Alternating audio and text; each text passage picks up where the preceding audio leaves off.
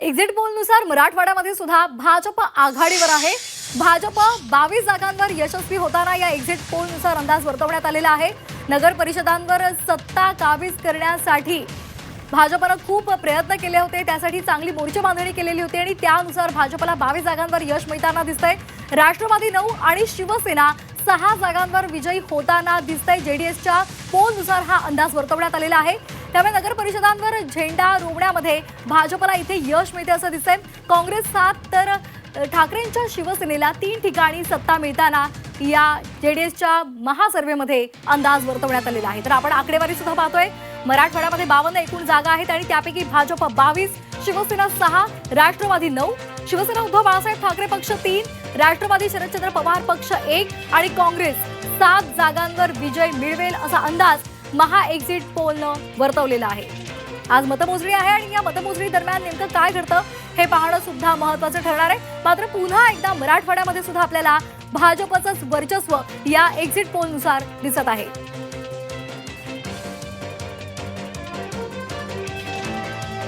तर अधिक माहितीसाठी आपण जाणार आहोत आमचे प्रतिनिधी विशाल करोळे यांच्याकडे। विशाल, भाजप कायमच निवडणुकीच्या मोडमध्ये असतं। निवडणूक असो वा नसो, भाजपचे प्रयत्न सुरू असतात, मोर्चा बांधणी सुरू असते आणि त्याचंच हे खरं तर फलित म्हणावं लागेल। महा एक्झिट पोलचा अंदाज आला आहे। मात्र आज मतमोजणीला सुरुवात होणार आहे। काय नेमके निकाल असेल हे समोर येईलच। मात्र सध्या जे अंदाज आहेत त्यानुसार भाजप मात्र इथे सत्ता काबीज करण्यात यशस्वी होताना दिसतंय। खरं तर राज्यात थंडीचा कडाका वाढलाय, मात्र या सगळ्या थंडीच्या कडाक्यात राजकीय वातावरण मात्र चांगलंच तापलं असल्याचं चित्र आहे। मराठवाड्यात जवळपास 52 नगर परिषद आणि नगरपंचायतीसाठीचा निकाल आज लागणार आहे आणि अनेक नेत्यांची प्रतिष्ठा पणाला लागलेली आहे। त्यामुळं काय होणार, कोण जिंकणार, कोण हरणार याची धाकधूक सध्या चांगलीच वाढलेली असल्याचं आपल्याला दिसतंय। सकाळी 10 वाजता मतांची मोजणी सुरू होईल आणि त्यानंतर अगदी 11 वाजेपर्यंत पहिला कल येण्यास सुरुवात होईल असं काहीसं चित्र मतमोजणी केंद्रावर असणार आहे। त्यामुळे सगळ्यांचंच लक्ष आता या ठिकाणी लागलेलं आहे आणि महत्त्वाचं म्हणजे या निवडणुकांमध्ये महायुती, महाविकास आघाडी अनेक ठिकाणी एकत्र लढले नाही, एकमेकांच्या विरोधात लढले। त्यामुळे या निवडणुकीत नक्की विजय कोणाचा होतो हे पाहणं महत्त्वाचं ठरणार आहे। तो तास भाजपनं दावा केलाय की मराठवाड्यात ते नंबर 1 चा पक्ष असतील, तर शिवसेनेनं प्रथमदर्शनी मान्य केलं आहे की भाजपच नंबर 1 चा असेल आणि आम्ही नंबर 2 वर असू। आणि या सगळ्यात उद्धव ठाकरे, काँग्रेस किंवा राष्ट्रवादी पार्टी शरद पवारांची यांचं कुठेही नामोनिशाण नसेल अशाही पद्धतीचे नेते सांगते। मात्र त्यांचे हे दावे किती खरे किती खोटे आता हे थोड्याच वेळात स्पष्ट होईल।